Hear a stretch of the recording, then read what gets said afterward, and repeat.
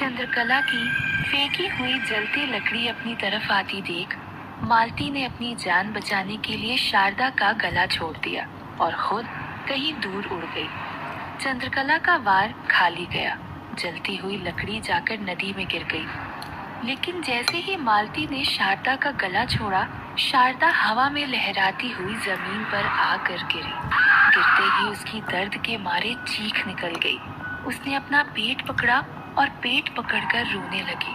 उसे आभास हो गया था कि इतनी ऊंचाई से गिरने के बाद उसने अपना बच्चा खो दिया होगा। इसी दुख में वो पेट पकड़कर जोर जोर से रोने लगी। लेकिन ये सब देखकर चंद्रकला, मोहन जी और बाकी लड़कियां शारदा की तरफ दौड़ने लगे।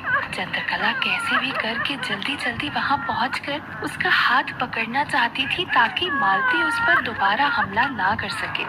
चंद्रकला शारदा की तरफ दौड़ते हुए आगे बढ़ ही रही थी कि तभी उसने देखा कि मालती फिर से शारदा की तरफ बढ़ रही थी और इस बार उसकी रफ्तार पहले से भी दोगुनी हो गई थी। ये देखकर चंद्रकला डर गई और वो भी तेजी से शारदा की तरफ बढ़ने लगी। लेकिन वो जानती थी कि वो मालती की रफ्तार को मात नहीं दे पाएगी। मालती ने उड़ते हुए अपने हाथ को शारदा की तरफ कर रखा था। उसके हाथ का निशाना सीधा शारदा का पेट था। चंद्रकला शारदा से कुछ 4-5 कदम ही दूर बची थी कि मालती गोली की तरह आई और उसने अपना हाथ सीधा शारदा के पेट में घुसा दिया। चंद्रकला मालती को देख पा रही थी, लेकिन बाकी सबको सिर्फ शारदा के पेट में गड्ढा होता हुआ दिखाई दिया। जैसे ही मालती का हाथ शारदा के पेट में गया, शारदा के पेट से खून के छींटे उड़े और चंद्रकला के चेहरे पर जाकर गिरे। शारदा की जोर से एक चीख निकली और उसने वहीं पर दम तोड़ दिया। ये होता देख जो जहां था उसके पैर वहीं थम गए और सबकी आंखें फटी की फटी रह गई। मोहन जी ने जोर से चिल्लाते हुए कहा, शारदा, मेरी बच्ची। मोहन जी जहां खड़े थे वहीं धड़ाम से जमीन पर गिर पड़े। मालती का हाथ अभी भी शारदा के पेट में ही था।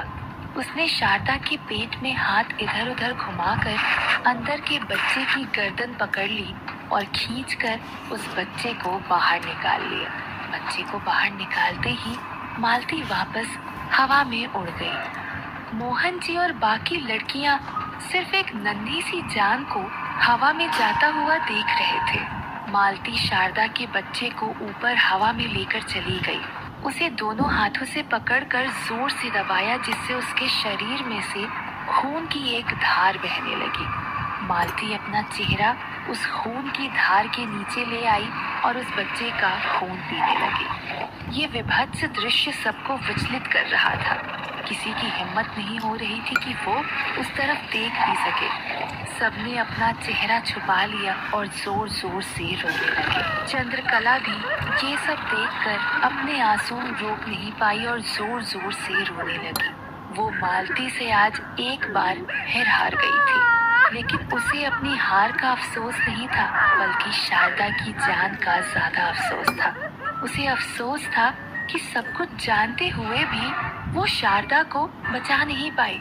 उसने शारदा का हाथ छोड़ा ही क्यों वो मोहन जी के आगे कमजोर पड़ गई। बल्कि उसे तो मोहन जी को धक्का देकर दूर हटाना चाहिए था और शारदा को सुरक्षित घर पहुंचाकर उसके गले में रुद्राक्ष पहनाकर ही उसका हाथ छोड़ना चाहिए था। यही सब अफसोस चंद्रकला को अंदर ही अंदर खाए जा रहा था।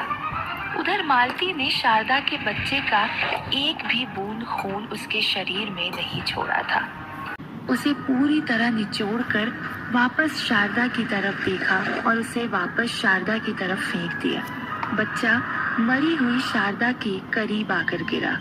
मोहन जी ने आखिरकार हिम्मत जुटाई और खड़े होकर धीरे धीरे शारदा के करीब जा पहुंचे। शारदा को उठाकर उसे सीने से लगा लिया और जोर जोर से दहाड़ मार कर रोने लगे। न जाने किसने ये बात गांव वालों को जाकर कही और ये बात गांव में आग की तरह फैल गई। देखते ही देखते नदी किनारे भीड़ इकट्ठी होने लगी।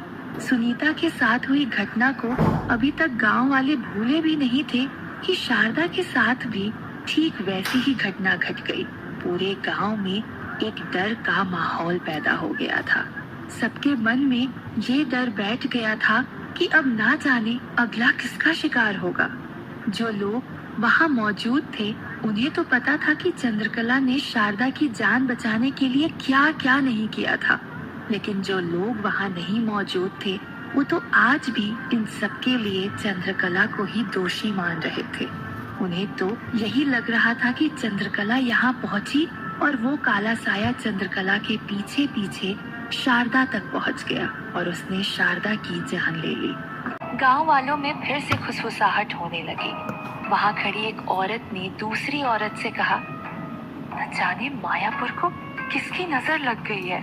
दूसरी औरत ने चंद्रकला की तरफ इशारा करते हुए कहा, इस रुदाली की ही नजर लग गई है बहन, और किसकी लगेगी।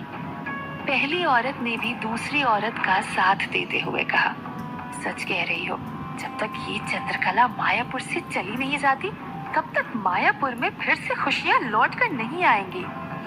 इस पर दूसरी औरत ने कहा, बस अब जल्दी से कोई दूसरी रुदाली मिल जाए तो मायापुर को इस चंद्रकला से छुटकारा मिल जाएगा। अब तक वहाँ पर शारदा की माँ और शारदा का छोटा भाई और बहन भी पहुँच चुके थे। सब दौड़कर शारदा के करीब पहुँचे और शारदा की ये हालत देखकर जोर जोर से रोने लगे। तभी शारदा की माँ की नजर चंद्रकला पर पड़ी। उसने रोते रोते चिल्लाते हुए कहा, अरे मार दिया रे, इस चंद्रकला ने हमारी बेटी को मार दिया। हमने इसे अपनी बेटी से दूर रहने के लिए कहा था, लेकिन इसने हमारी बात नहीं मानी और हमारी बेटी का पीछा करते करते यहाँ तक पहुँच गई। लेकिन जैसे ही मोहन जी ने ये बात सुनी, ना जाने उन्हें क्या हुआ, वो बिल्कुल चुप हो गए और शारदा के शरीर को झटके से खुद से अलग कर दिया और कहने लगे, मैंने अपनी बेटी को मार दिया, मैंने अपनी बेटी को मार दिया, मैंने अपनी बेटी को मार दिया। और पागलों के जैसे ये एक ही बात बार बार दोहराए जा रहे थे। असल में तो मोहन जी ये कहना चाह रहे थे कि चंद्रकला ने नहीं, बल्कि मेरी गलती की वजह से शारदा की जान गई। पर गांव वालों ने तो यही समझा कि शायद मोहन जी अपनी बेटी की मौत का सदमा बर्दाश्त नहीं कर पाए और पागल हो गए हैं। मोहन जी वहां से खड़े हुए और यही बात दोहराते दोहराते वहां से चले गए। हालांकि जब गांव वाले इन सब के लिए चंद्रकला को दोषी ठहरा रहे थे, तब प्रिया और बाकी लड़कियों ने चंद्रकला का साथ जरूर दिया था। उन सब ने बहुत समझाया कि चंद्रकला दीदी की इसमें कोई गलती नहीं है। उन्होंने तो अपनी तरफ से पूरी कोशिश की थी शारदा की जान बचाने के लिए, पर आखिरकार जीत उस काले साई की ही हुई। लेकिन गांव वालों ने उन लड़कियों की एक बात नहीं सुनी। वो तो अभी भी चंद्रकला को ही इन सब के लिए दोषी ठहरा रहे थे। चंद्रकला खुद अपने पक्ष में एक भी बात नहीं कहना चाहती थी।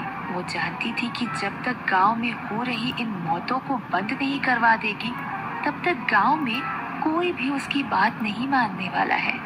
यही सोचकर वो वहां से उठी और वहां से अपने घर की तरफ चली गई। गांव वालों ने शारदा का पार्थिव शरीर उठाया और शारदा के घर तक पहुंचाया। योगेंद्र किसी काम से कहीं जा रहा था। रास्ते में उसे गांव का एक आदमी मिला और उसने शारदा के साथ हुई घटना का पूरा विवरण किया। योगेंद्र ने जैसे ही ये सब सुना, उसने मन ही मन कहा, इसके बारे में तो मुझे जल्द से जल्द यामिनी को बताना होगा। योगेंद्र मुड़ा और वापस हवेली की तरफ तेजी से कदम बढ़ाने लगा। हवेली पहुंचते ही वो सीधा यामिनी के कमरे में चला गया। कमरे के अंदर घुसते ही उसने यामिनी को देखा और यामिनी से कहा, यामिनी, वो माँ। योगेंद्र अपनी बात कहते कहते बीच में ही रुक गया, क्योंकि उसने देखा कि राघव वहाँ पहले से ही मौजूद था। यामिनी राघव से कुछ बातचीत कर रही थी। योगेंद्र नहीं चाहता था कि राघव के सामने मालती का नाम लिया जाए, इसीलिए वो अपनी बात कहते कहते रुक गया था। यामिनी ने ये देखकर योगेंद्र से पूछा, क्या हुआ भैया, आप अपनी बात कहते कहते बीच में ही क्यों रुक गए? योगेंद्र ने अपनी बात को संभालते हुए कहा, यामिनी, उस काले साई ने एक और लड़की की जान ले ली। ये सुनकर यामिनी और राघव दोनों ही चौंक गए। यामिनी ने योगेंद्र से पूछा, लड़की की जान ले ली? किसकी? योगेंद्र ने पूरी बात बताते हुए कहा, मोहन जी की बेटी शारदा की। आज ही शहर से गांव में आई थी। 6 महीने की गर्भवती भी थी। सुनने में आया है कि उस काले साए ने शारदा को भी ठीक वैसे ही मारा जैसे सुनीता को मारा था, और फिर उसके बच्चे का भी खून पी लिया। ये सुनकर यामिनी थोड़ा चिंतित हो गई और योगेंद्र से कहा, आखिर ये काला साया चाहता क्या है? वो औरतों की जान ले रहा है, यहाँ तक तो ठीक है, लेकिन इस तरह गर्भवती महिला के बच्चे का खून क्यों पी रहा है? कुछ तो राज छुपा हुआ है इसके पीछे भैया। हमें इस राज का पता लगाना ही पड़ेगा। योगेंद्र ने अपनी बात को खत्म करते हुए कहा, लेकिन इसमें अच्छी बात यही है कि गांव वालों ने इसके लिए भी चंद्रकला को ही जिम्मेदार समझा है। ये सुनकर यामिनी भी थोड़ा खुश हो गई और योगेंद्र से कहा, ये तो बहुत अच्छी खबर है भैया। चंद्रकला को इस गांव से निकालने का यही सबसे सही समय है। चंद्रकला को लेकर गांव वालों का गुस्सा इस वक्त उफान पर है।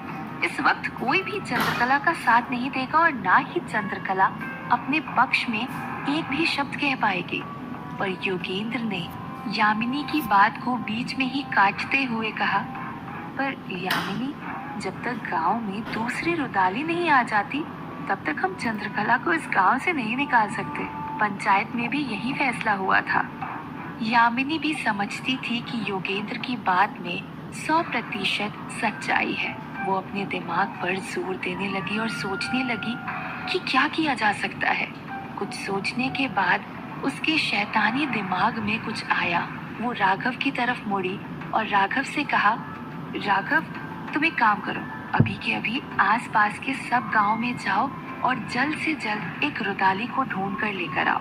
रहने के लिए उसे चंद्रकला का घर दे देंगे और जितना पैसा उसे चाहिए हम उसे दे देंगे। ये सुनकर राघव ने यामिनी से कहा, ठीक है चाची, हो जाएगा आपका काम। 1-2 दिन में ही मैं आपके सामने एक रुदाली को लाकर खड़ी कर दूंगा। कहकर राघव वहां से चला गया। राघव के वहां से जाने के बाद योगेंद्र ने यामिनी से कहा, यामिनी, कहीं चंद्रकला को इस गांव से निकालकर हम गलती तो नहीं कर रहे हैं? यामिनी योगेंद्र की बात समझ नहीं पाई। उसने योगेंद्र से पूछा, गलती? कैसी गलती? योगेंद्र ने यामिनी को समझाते हुए कहा, देखो यामिनी, हम चाहे चंद्रकला से कितनी भी नफरत करते हो, लेकिन ये बात तो तुम भी जानती हो कि एक चंद्रकला ही है जो हमें इन काली शक्तियों से बचा सकती है। अगर चंद्रकला ही इस गांव से चली गई तो इस गांव के लोगों को और हमें कौन बचाएगा? योगेंद्र की बातों से साफ झलक रहा था कि उसे अब मालती के हाथों अपनी मौत दिखाई दे रही थी। यामिनी भी उसकी ये दुविधा समझ चुकी थी। उसने योगेंद्र से कहा, देखो भैया, अगर एक बार चंद्रकला इस गांव से चली गई तो फिर हम इस गांव में वापस पत्थरभुज बाबा को ले आएंगे, और अगर एक बार पत्थरभुज बाबा इस गांव में आ गए फिर उनके लिए मालती जैसी काली शक्ति उनके बाएं हाथ का खेल है। फिर पत्थरभुज बाबा की वाहवाही हो जाएगी और हमारे इस फैसले के लिए हम फिर से गांव वालों की नजरों में महान बन जाएंगे। यामिनी की बात सुनकर योगेंद्र ने भी राहत की सांस ली, लेकिन एक सवाल उसे अभी भी सता रहा था।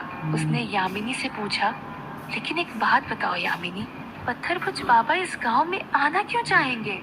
इस पर यामिनी ने योगेंद्र को समझाते हुए कहा, वो किताब पत्थरभुज बाबा को इस गांव में खींच ले आएगी भैया।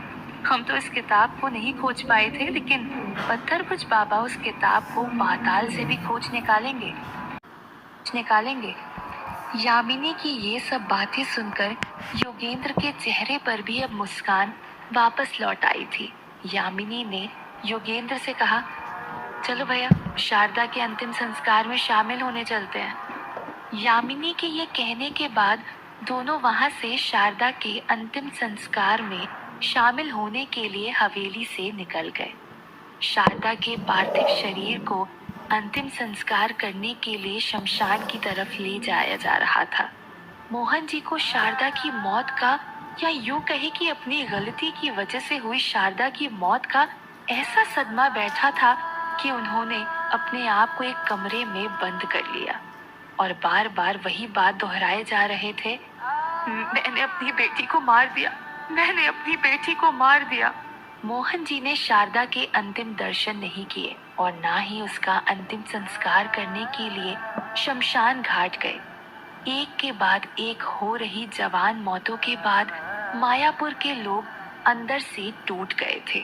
आज शारदा के अंतिम संस्कार में भी बहुत कम लोग पहुंचे थे। औरतों में तो सिर्फ एक यामिनी ही पहुंची थी। शायद सब औरतों को यही डर सता रहा था कि उस काले साए ने अभी तक सिर्फ औरतों पर ही हमला किया है, कहीं उस काले साए की नजर हम पर ना पड़ जाए। इसीलिए सब औरतें अपने अपने घरों में दुबक कर बैठ गई थी। शारदा का अंतिम संस्कार होने के बाद सब लोग शारदा की चिता के बाहर परिक्रमा दे रहे थे। यामिनी भी चंद्रकला के पीछे परिक्रमा देने लगी। शारदा की चिता के बाहर परिक्रमा देते हुए यामिनी ने चंद्रकला से कहा, मैंने तो तुमको एक मौका दिया था चंद्रकला, लेकिन तुम ही नहीं माने। तो अब अपनी गलती का अंजाम भुगतने के लिए तैयार हो जाओ। 1-2 दिन में एक नई रुदाली गांव में आ जाएगी और तुम्हारा मायापुर से संबंध हमेशा हमेशा के लिए खत्म।